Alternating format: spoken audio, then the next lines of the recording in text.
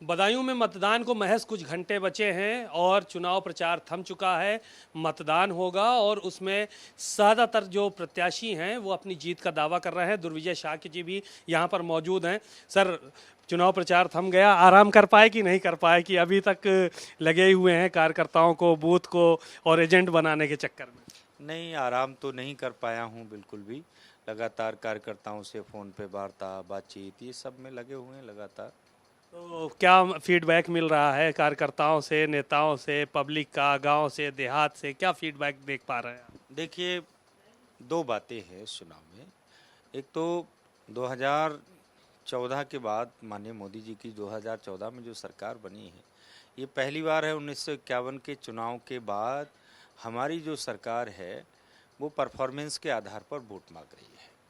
इस नाते जो हमने 10 साल में सरकार ने, माननीय मोदी जी ने जो जनता की सेवा की है और जो योजनाएं लागू की हैं, तो एक जनता का, पूरा जनता जनार्दन का भरोसा है और एक विश्वास है कि मोदी जी ही इस देश को आगे ले जा सकते हैं, मोदी जी ही गरीब कल्याण का काम कर सकते हैं। तो इसलिए लोगों में उत्साह है। दूसरा विषय, एक और आक्रोश है।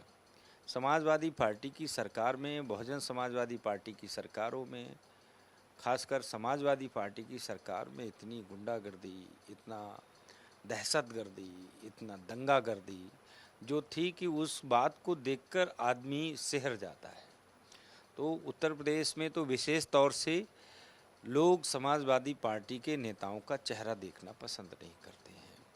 बदायूं लोग कहते रहे कि समाजवादी पार्टी का गढ़ है, बदायूं ने दिया भी उनको बहुत, लेकिन बदायूं हमारा बहुत बड़ा ज़िला है, लेकिन इस ज़िले को उनकी कोई देन नहीं है। ये हमारा पिछड़ेपन के लिए जिम्मेदार है।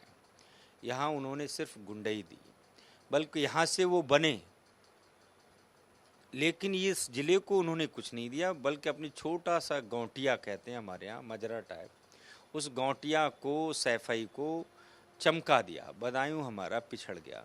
तो बदायूं में 40 सालों के बाद स्थानीय प्रत्याशी, यानी इसी ज़िले का रहने वाला मैं कैंडिडेट के नाते चुनाव लड़ रहा हूँ, तो इसलिए यहाँ के लोगों में बहुत उत्साह है और मुझे समाज के प्रत्येक वर्ग का खुला समर्थन और आशीर्वाद मिल रहा है।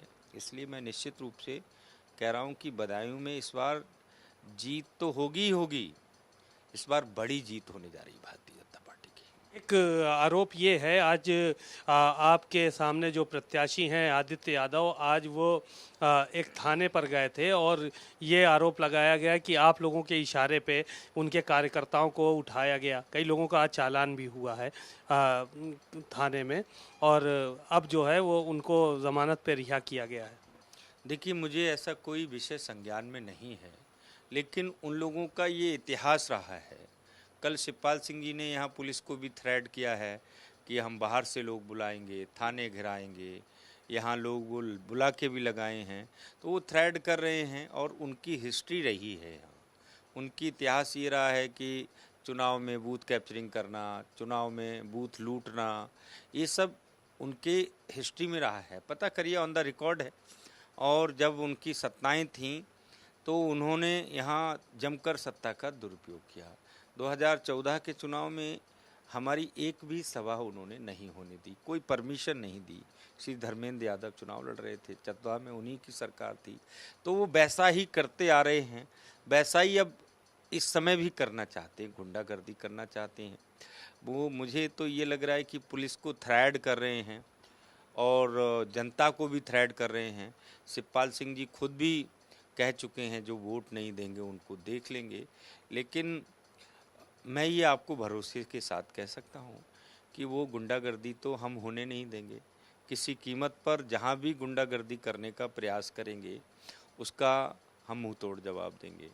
रही बात जहाँ तक प्रशासन की, प्रशासन क्या कर रहा है इसका मुझे जानकारी नहीं है। कानून के दायरे में अगर कोई काम करेगा, गलत काम करेगा, तो निश्चित तौर से उत्तर प्रदेश में कानून का राज है, कोई भी गुंडागर्दी नहीं कर पाएगा। आप क्या मान रहे हैं कि बाहर के गुंडे आज भी बदायूं में मौजूद हैं?